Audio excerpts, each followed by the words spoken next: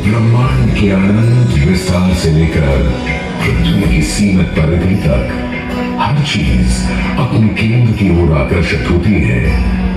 इस पृथ्वी पर एक ऐसा केंद्र है जो न केवल मानवता की आस्था और भावनाओं को बल्कि उनकी आत्मा की गहराइयों को भी अपनी ओर खींचता है। महाकुंभ क्या है वह शक्ति जो हम सबको एक सूत्र में बांधती है? गंगा।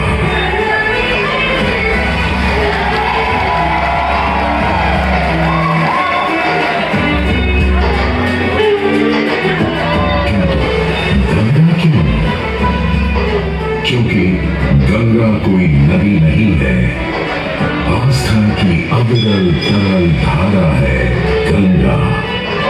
विश्वासों की वाहिनी, संस्कृतियों की सरिता है गंगा। और इस स्थान पर इस प्रयागों के राज में श्वेतरंगा गंगा का संगम होता है अपनी दो बहनों श्यामल वर्ण यमुना और अदृश्य सरस्वती से। और इस विभिन्न संगम के कारण ही यह जगह इतनी महत्वपूर्ण हो जाती है।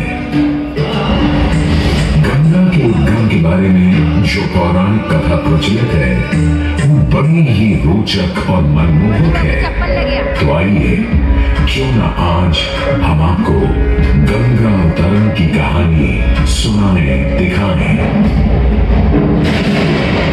नानी का राजा बलि पर करता था दम, पूरी पृथ्वी पर फैला था उसका ही आतंक। इसके आतंक को रोकने विष्णु ने धरा एक रूप, 52 अंगुल का बौना बनकर पहुंचे जहां का भूत।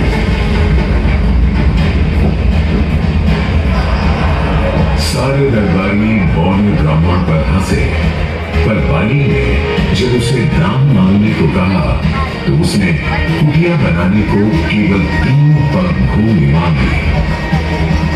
पर जब बौने ब्राह्मण ने भूमि मांगनी शुरू की तो जैसे भूचाल किया गया। वामन ने पहले पग में पूरी धरती नाप ली और अगले कदम से स्वर्ग। ब्रह्मा जी ने भगवान विष्णु के चरण होकर उस जल को अपने कमंडल में भर लिया और अब वामन अवतार ने अपना तीसरा पग बलि के सिर पर रख उसे पाताल लोक भेज मुक्ति दे।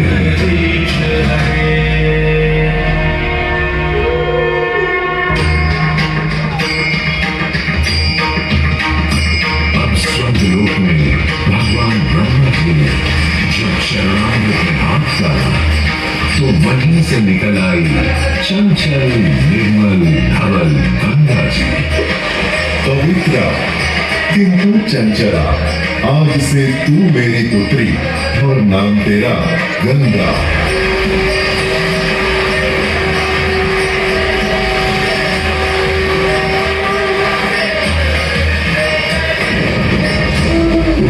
कुछ समय बाद सतयुग में इक्ष्वाकु कुल के सूर्यवंशी राजा सगर ने सारे संसार को जीतने के लिए एक अश्वमेध यज्ञ का संकल्प किया।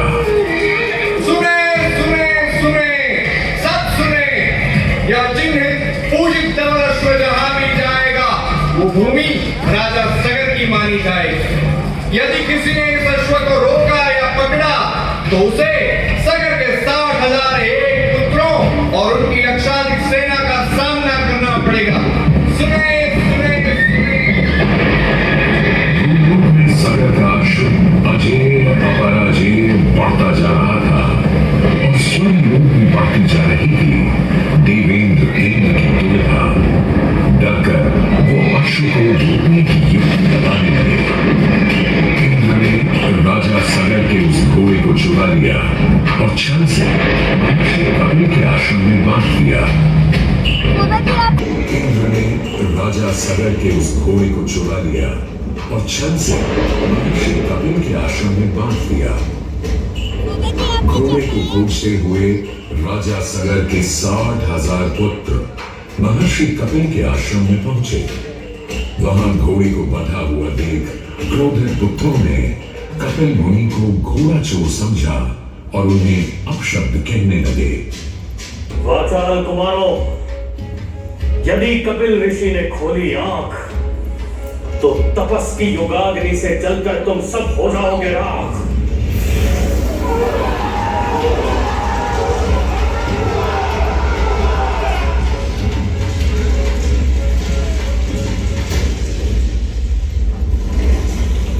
उधर सगर थे चिंतित, न अश्व का पता था न पुत्रों का कोई समाचार। पिता का दुख देख पुत्र अंशुमन चल पड़े खोज पर। जब महर्षि कपिल के आश्रम पहुंचे तो देखा अश्व को और साथ ही अपने 60,000 भाइयों की भस्म को। महर्षि से की क्षमा याचना और पूछा तर्पण का उपाय। तुम्हारे भाई थे घमंडी, अविवेकी और अभिमानी। भस्म कर दिया उन्हें मैंने, जो उन्होंने मेरी नहीं मानी। गंगा जल, केवल गंगा जल ही दे सकता है मुक्ति उन्हें, जो भस्म हुए तुम्हारे परिजन। अंशुमन को अपने भाइयों के तर्पण के लिए गंगा को लाने का बहुत मन था, किंतु किसी को राजधर्म भी तो निभाना था और राज भी चलाना था। देखते देखते 7 पीढ़ियां गुजर गईं, पर 7 पीढ़ियों के बाद समय आने पर राजकुमार भगीरथ ने राजा बनने से साफ मना कर दिया।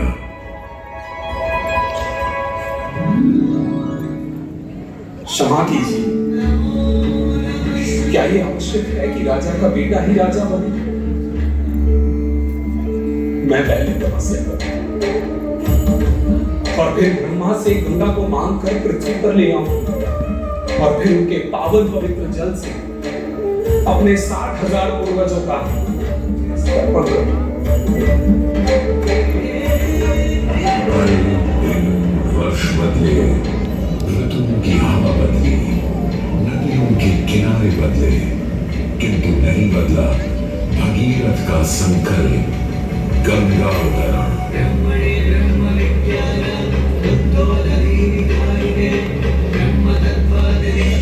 पुत्र भगीरथ, हम तुम्हारे तप से प्रसन्न हैं। बताओ क्या आशीर्वाद चाहिए?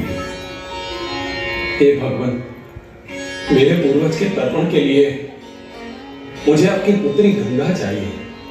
तथास्तु, किंतु यदि गंगा स्वर्ग से सीधे धरती पर गिरी तो पृथ्वी को चीरते हुए गंगा सीधे पाताल में पहुंच जाएगी। इसलिए तुम भगवान शिव शंकर को मनाओ ताकि गंगा जब स्वर्ग से नीचे उतरे तो वो उसे अपनी जटा में थाम ले।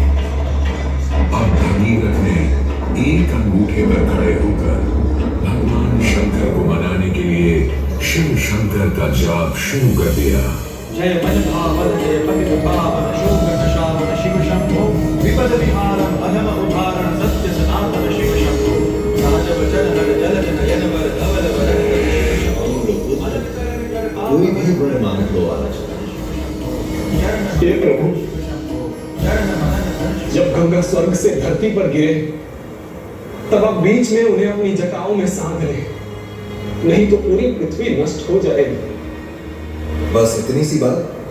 ठीक है, ब्रह्मदेव से कहो शिव तैयार है, आने दो गंगा को, आने दो। जय शिव शंकर जय करुणाकर जय जय जय करतार हरे जय कैलाशी जय अविनाशी सुराशी सुख सागर जय शशिशेखर जय कमलोधर जय जय जय नागार जय त्रिपुरारी जय मल्लहारी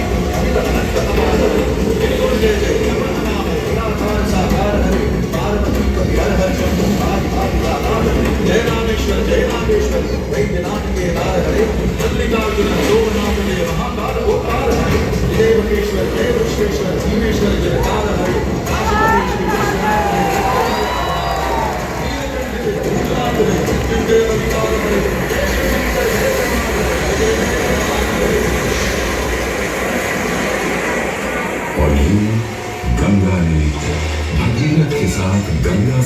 जाकर सगर के पुत्रों का उद्धार किया।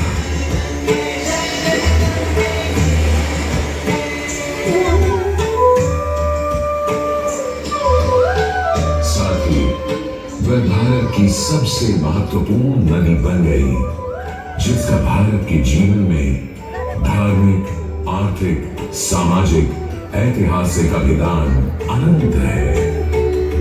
हे मां गंगे, हे जगदम्बे, हे मां गंगे। मोक्षदायिनी गंगा का यमुना और सरस्वती के साथ त्रिवेणी संगम मोक्ष का संगम है। प्रत्येक 12 वर्षों में यह महाकुंभ का स्नान करता है सर्व सिद्धि प्रदान और देता है मोक्ष का वरदान। हे मां